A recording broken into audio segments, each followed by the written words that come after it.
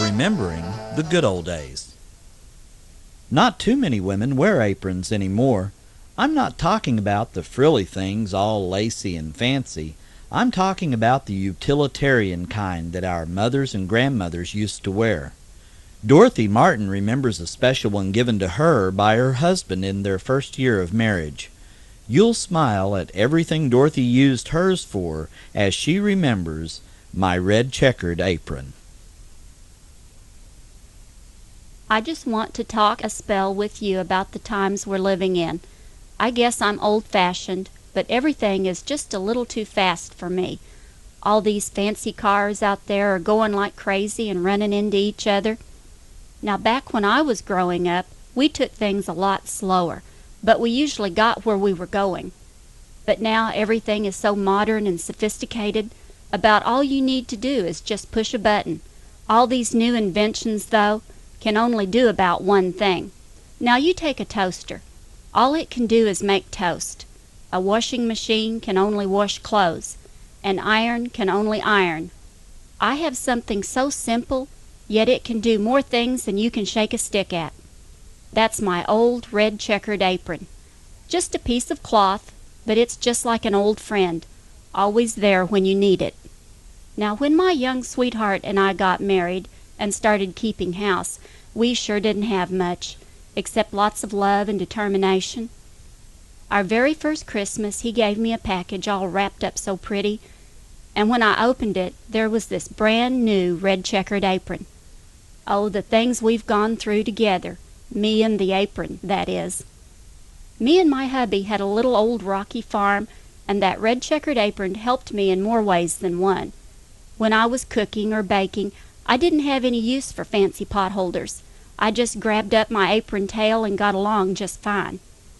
And more than once, I've opened the door and used it to fan the flies out, back when we didn't have screen doors. Airplanes were just getting started. When I'd hear one a-comin', I'd drop whatever I was doing and run out into the yard, waving that red-checkered apron for all I was worth. The plane wasn't too high, and the pilot would sometimes see me. I know, 'cause one time he tipped the wings a little as he went over to let me know he had. Then there were times the evenings would get pretty cool, and I'd just wrap that apron up around my arms like a shawl. Worked real good to keep the chill off, and I've carried many a corn cob in that apron to help kindle the fires. And there was all my garden stuff.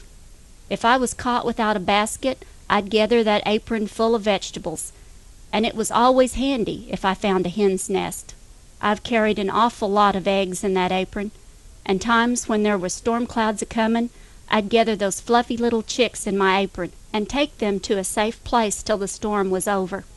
And when I worked in the fields, that apron was the best ever to wipe sweat and to fan with the tail of it to help keep cool. When the babies came along, there is nothing in this world any sweeter than holding your baby wrapped in that apron warm and close to your breast. And the times while the baby was sitting on my lap, we would play peekaboo behind that apron. Oh my, how we would laugh. When all the bloody knees and bruises came along, it would come in handy to wipe the tears away. And that apron was an awful good hiding place for one of the shy ones when a stranger came along. I have to smile when I remember my neighbor who lived across the road. Each wash day she would hang those dainty lace handkerchiefs on the line to dry. I saved myself a lot of work, 'cause I'd just say, "Come here, child," and use that apron tail for a hanky on their little noses. Worked mighty good and was awful handy. But there was one time when my apron got me into a mite of trouble. I was over in the pasture when I spotted this apple tree just loaded with big, beautiful apples. Now I could already smell that hot apple pie I would fix for supper. So I gathered up that apron and filled it with some of those apples. I was just starting back when my better half hollered and said that something was behind me. Well, I looked around, and there was an old Jersey bull, and he was a-pawing the ground and making the dirt fly. Now, you know, bulls for some crazy reason are not too fond of red. Well, he took in after me, and I took off a-running. Now, this fence I had to get over was about 5 feet high, with 4 barbed wires at the top. My hubby said I took a flying leap, cleared that fence with plenty of room to spare, and never dropped an apple. Of course, I know he was exaggerating, but he did love to tell that story. By the way, that pie was awful good. You know, I was just thinking, I wouldn't be a bit surprised if, when all mothers go through those pearly gates, the Lord himself will hand each one a brand new red-checkered apron. Oh, I know there won't be any noses to wipe, and certainly no tears to wipe away, 'cause the Lord's already done that. But I can just see us waving those red-checkered aprons like banners while we march around the throne, just a-praising God for all the good things he's done for us. Well, I could go on, but I guess I've taken enough of your time. Just wanted you to know that the simplest things in life can sometimes bring the most pleasure. I just can't imagine anyone going through life without a red-checkered apron. I don't wear it much anymore, 'cause it's getting pretty faded and worn, but it still hangs on a nail on my kitchen wall, and is a reminder of all the years we've spent together, good years as well as bad. And somehow it brings a comfort to my heart, just knowing we've been together so long, and we've grown old together. Yes, that red-checkered apron has been a big part of my life.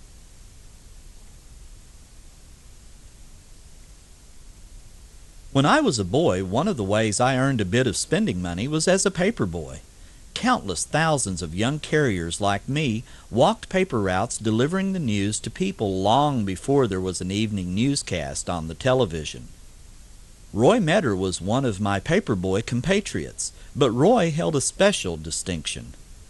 He sold newspapers at a street corner in his hometown along Route 66, the Mother Road. In the Dust Bowl of the 30s, when so many were moving west in a quest for better times, Roy gave them a connection to the rest of the world for just 1 nickel. Here is Roy's story of selling newspapers on Route 66.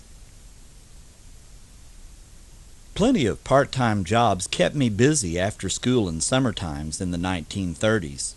My best, jolliest, and most memorable job, without a doubt, was that of newsboy on Route 66 in Clinton, Oklahoma. I've never forgotten the romance and adventure of meeting travelers from distant places and selling them daily newspapers on that famous road. The fabled highway, sometimes known as America's Main Street, was a lifeline for many a small town from Illinois to California. Route 66 also came to be called the Will Rogers Highway. We were pretty proud of that fact in Will's home state. Route 66 cut through the heart of Clinton at Choctaw Street and turned west at 10th Street, aiming for places west including Amarillo, Albuquerque, and eventually the far-off Pacific Ocean. John Steinbeck gave Route 66 immortality in The Grapes of Wrath as the main road farm families used when migrating westward in search of greener pastures. He called it the Mother Road, the Road of Flight. Songwriter Bobby Troup made 66 even better known with his hit tune, Get Your Kicks on Route 66. For me, Route 66 was neither a tune nor a paved trail for fast travel. It was my playground and place of business. Our house was on Choctaw in Clinton, so 66 was my front yard. Sam Walter Foss wrote a notable poem, The House by the Side of the Road, voicing the wish to live by the side of the road and be a friend to man. On Route 66, I operated a newsstand by the side of the road and was a 10-year-old friend to all the hurrying travelers. I certainly thought of myself as a major benefactor to those who bought papers. That was well before television, which meant those on the road couldn't catch up with the day's events in their tourist cabins at day's end. Precious few cars then possessed radios for news bulletins, What I did with my hot-off-the-press papers was keep those transient folks in touch with the world at a cost of mere pennies. The daily newspapers were 5 cents each and netted me 2 cents. On the best days, I could sell maybe 33 papers for a grand profit of 66 cents. A 66-cent fortune on 66. My carefully selected business spot was a point where a stop sign brought Route 66 traffic to a temporary halt. "Paper, mister?" or "Paper, ma'am?" was the question I asked to thousands of drivers, with quite a few replying, "Sure," and tendering the nickel for timely news from everywhere. Also nearby was a popular and much advertised restaurant. Highway billboards were amiable advertising companions beside major roads in those days, and many billboards strongly advised visiting Clinton for home cooking at the finest restaurant between Lake Michigan and Santa Monica. The restaurant paid for the billboards, but by rights they could have asked me to help because the restaurant's business became my business too. Every traveler who stopped for food was politely invited to invest 5 cents in the world's supreme bargain, that day's news. I had a lot more time for salesmanship with the travelers entering the restaurant, and they bought a lot more papers than those at stop signs. A special gimmick I employed to intrigue tourists and get their attention was to tell them I collected matchbook covers and to ask if they had any they could spare from interesting places. Many generously emptied their pockets and car glove compartments. Some even took my name and address and sent me matchbook covers they methodically acquired for my collection during the rest of their journeys. That matchbook collection earned me a vast amount of exciting mail from all over America and allowed me to travel widely right there at one steady point on Route 66. As a 66 entrepreneur at the age of 10, I loved the highway and viewed with awe and admiration the drivers and their cars rushing down it daily in both directions. I wanted wheels of my own and a chance to become one with Route 66 and boldly explore whatever lay down that mysterious, inviting ribbon of road. Eventually, I grew up and did journey on Highway 66 from one end to the other. That was a rewarding experience, yet it somehow lacked the speculative magic of that boyhood time in the 1930s when I peddled daily newspapers to tourists and did all of my traveling round trip via the endless and pothole-free highway of the imagination. There on Route 66, meeting the motoring pilgrims and supplying their papers, I learned firsthand that eager imagination always has no-cost tickets available anywhere in America or the world, and that reservations, passports, credit cards, and cash are never needed. Old Route 66 is gone now, except as a chapter in Steinbeck, television reruns, and American history. It was replaced by the wide, fast, impersonal interstates that purposely curve around and avoid the small towns. Gone, too, is that boyhood newsstand at a strategic pausing point beside the great East and West Boulevard of Middle and Western America. Nobody, I'm sorry to say, gets their kicks today or buys nickel papers from an ambitious newsboy on Route 66 other than in a vivid imagination. Yet memories are strong and keep those good times and places richly and robustly alive. Thus, in my imagination, Route 66 survives. Travelers endlessly continue their journeys, and the newsboy still offers the headlines. "Paper, mister?" "Paper, ma'am?" Sometimes it's fun to remember past happenings and to recapture other days. That's how it is for me, many jobs and years later, revisiting that jolliest of jobs and getting my kicks on Route 66.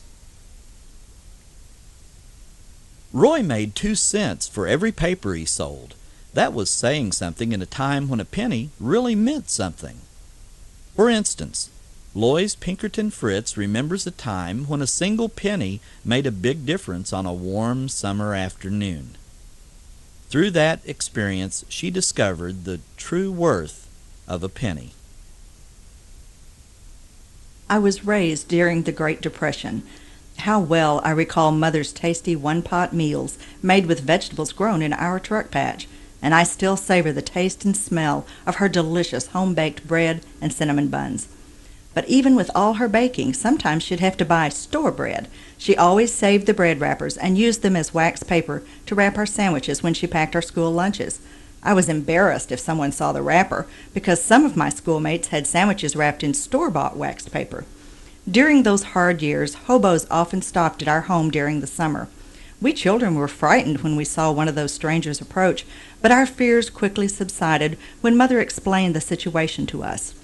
When these hobos asked for something to eat, Mother offered them a chair on the porch while she prepared something for them to eat and drink. As they described their plight, I always felt sorry for them. Sometimes they slept in the local farmers' barns. I often wondered if that's how the song, "May I Sleep in Your Barn Tonight, Mister," originated. One special memory is deeply embedded in my mind. Although Daddy had a full-time job, he still painted and hung paper on the side to provide for his family. Wages were low, and it took a lot of scraping to make ends meet. It was a hot summer afternoon in our little village of New Mahoning. In the surrounding fields, farmers were busy taking in hay. Mother and we 4 children were sitting on the front porch. This was the day the ice cream wagon would pass our place, and as children do, we were begging Mother to let us get an ice cream cone. But money was scarce. Ice cream and soda were luxuries, not an everyday treat. Wanting to grant our wish, Mother reached into her apron pocket and pulled out some change. As she counted it, she realized she needed 1 penny more. She told me to go upstairs and look under the paper in the top bureau drawer to see if I could find 1 more penny. I quickly ran upstairs and searched through the drawer, and in a far corner I found 1 penny. As fast as my little legs could carry me, I ran downstairs and gave it to her. Soon we heard the ding-a-ling of the bell on the ice cream wagon as it came down the street. 8 little legs ran to meet the wagon, and 4 little children got their ice cream cones. Looking back, I realize I learned a great lesson that day. I learned the true worth of a penny. It meant the difference between having and not having a special, delicious treat. In case there is still some doubt in your mind about the worth of a penny, consider the story of Vincent Argondezzi. Vince's family was separated from his Aunt Mary's clan by a river, and the only way they could visit was to cross a toll bridge that cost 2 cents. Once again, the value of 1 red cent was discovered when they crossed the 2-penny bridge. One of the most enjoyable landmark memories from my childhood days is the 2-penny bridge, the magic artery that connected Norristown to Bridgeport, Pennsylvania. A swaying wooden bridge that seemed ready to be swept away at any moment. It was the magical path to Aunt Mary's house in Bridgeport. Every Sunday without fail, Mom would groom us up, all 5 of us, and then it was off to see our wonderful Aunt Mary, Uncle Chester, and our cousins. It was a short walk to Ford Street, or Pitt's Corner as we called it, then down Ford Street and on to the bridge. The toll was 2 cents per person to cross, and 5 cents per auto or horse. There was a special family rate on Sunday, 5 cents per family, no matter how many children. During the Depression, pennies counted. If somebody said, "A penny for your thoughts," well, you wouldn't be insulted. Aunt Mary and Uncle Chester were great people. They had a large family of super kids, very friendly, and we passed many an hour with them on the streets of Bridgeport, avenues of play that love turned to gold. Aunt Mary was tall and slender, with unbelievable energy. When it was time for dinner, she just called, "All right, children, time for dinner." Anyone playing in the area piled in, and it was okay with her. I never heard her tell any of our friends that it was time for dinner and they had better go home. As we ate in relays, the laughter and happiness played a joyous symphony. The food was almost all homemade.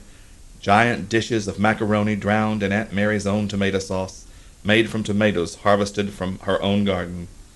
Home-baked bread, spiced with garlic.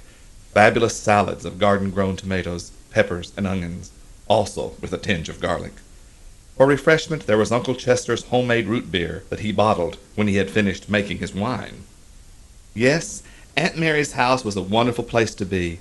Its magic came from the fact that she and my uncle and their family worked hard to ensure that they would have all the necessities of life during those Depression days. Walking back over the bridge, we pretended that we were on one of the ships on which the great explorer Christopher Columbus had sailed. Mine was the Santa Maria. My sisters and brother were my crew, and we imagined all kinds of adventures as we walked across that wonderful, magical strip. We enjoyed another special time thanks to the Twopenny Bridge. Every Friday we took Pop some pasta fagioli. Pop worked at Diamond State, and his factory was on the other side of the bridge, in Bridgeport. We knew the toll collector as Mr. George. One day, Mr. George asked us what we had in the pot, and we showed him. "Boy, that really looks good," he said. "Tell you what, if you give me a little plate, I'll let you go across the bridge for half price." Miracle of miracles! We would have 2 cents to spend. In those days, that would buy a delicious chocolate-coated peanut butter bolster, enough for 2. We agreed.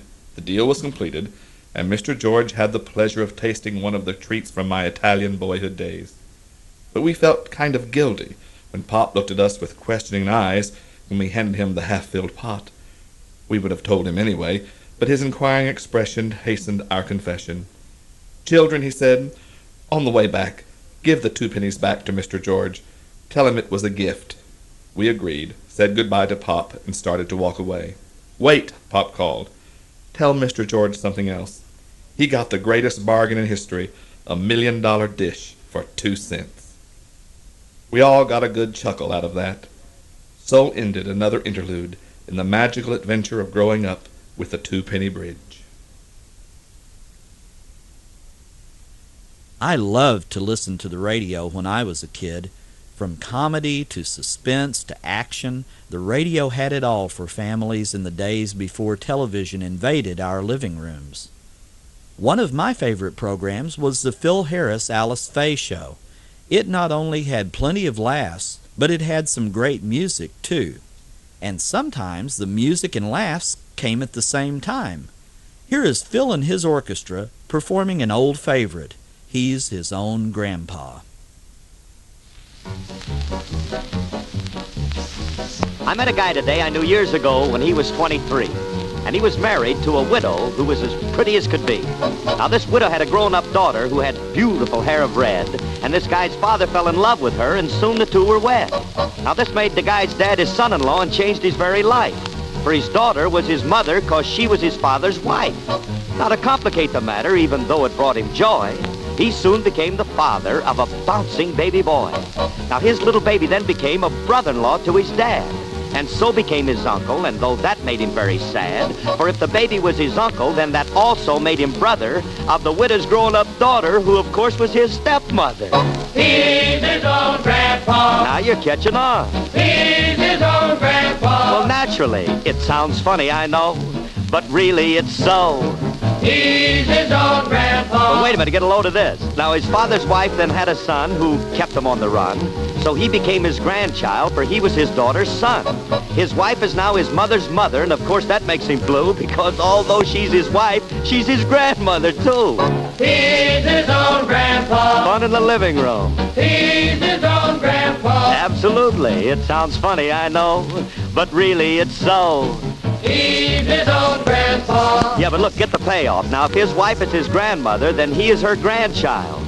And every time the guy thinks of it, it nearly drives him wild. For now he has become the strangest case you ever saw. As husband of his grandmother, he's his own grandpa. He's his own grandpa. And loving every minute. He's his own grandpa. Oh, tell me more. It sounds funny, I know, but really it's so. He's his own grandpa. He's his own grandpa.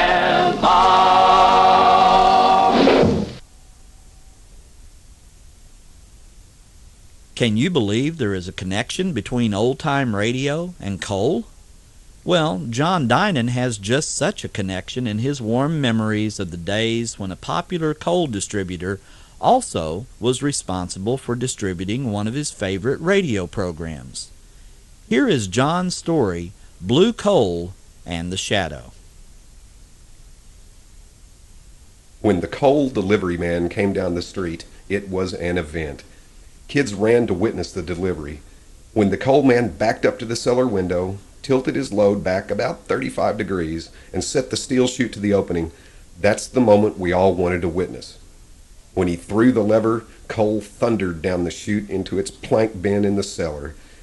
In its time, this event was really something for a gang of neighborhood kids who had little other entertainment.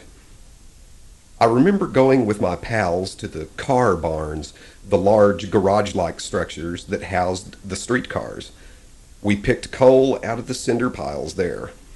Unlike fuel oil, which is delivered and promptly forgotten, the coal had to be shoveled. One had to learn the fine art of banking a fire, and worst of all, one had to shovel the ashes out and remove barrels full up the cellar steps for ash day collection. To this day, I marvel at how strong my father must have been to haul such a heavy burden. Coal tied the family together.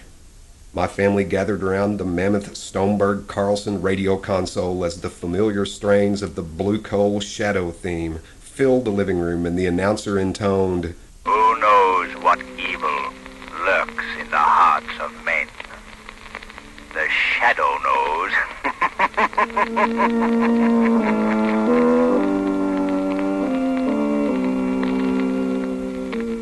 The prologue began, Your local blue coal dealer presents The Shadow.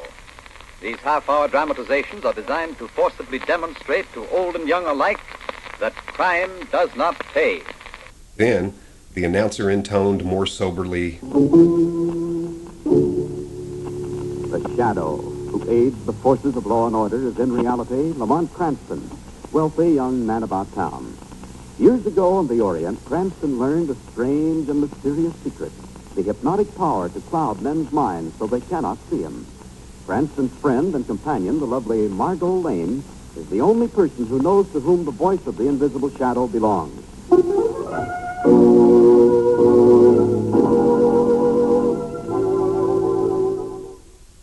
Families enjoyed this simple entertainment. Mom and Dad felt some obligation to the Blue Coal folks after the announcer gave his commercial pitch. Before The Shadow's thrilling adventure begins, here's a money-saving suggestion for every homeowner. When you order anthracite, be sure and insist on blue coal. Unlike many other anthracites, blue coal is a medium, free-burning hard coal. Its square fracture permits more draft, causes it to burn steadily down to a fine, powdery ash, and give you more useful heat with less chimney and ash pit loss. You'll find that blue coal banks better, gives you longer firing periods, and requires less attention. So order your supply tomorrow. Insist on blue coal for better heating results at less cost this winter. So it was that coal permeated our lives from the time it was delivered until after it had been burned in that asbestos-clad mammoth in the cellar and had to be disposed of.